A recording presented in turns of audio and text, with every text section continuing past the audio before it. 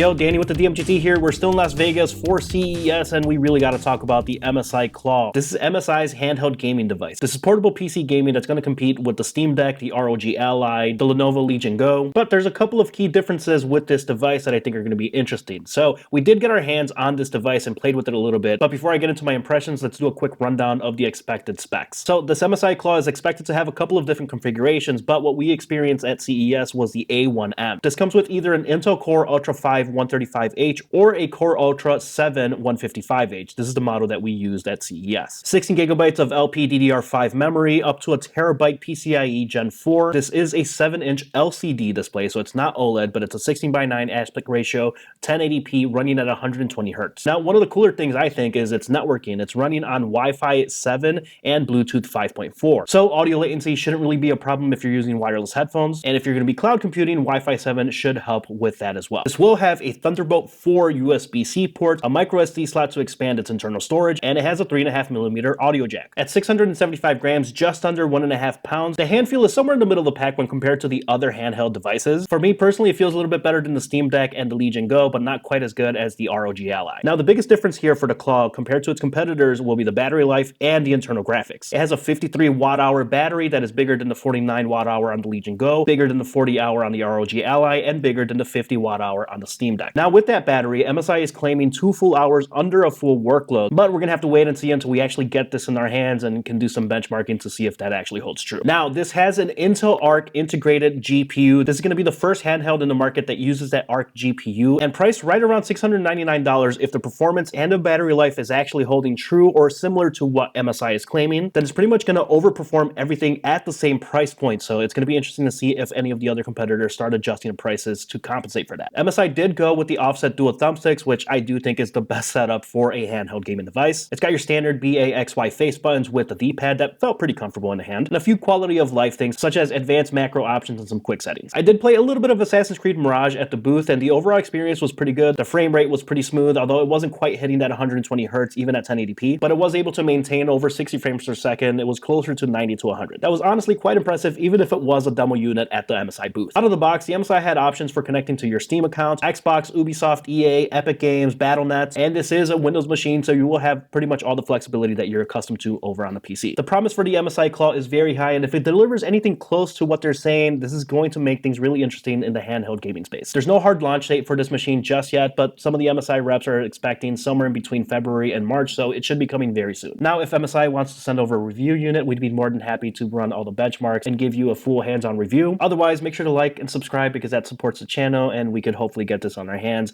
even out of pocket. So let me know in the comments if you're interested in this at all. Once again, I'm Danny with the DMG team. Make sure to keep it plugged in here for more CES coverage.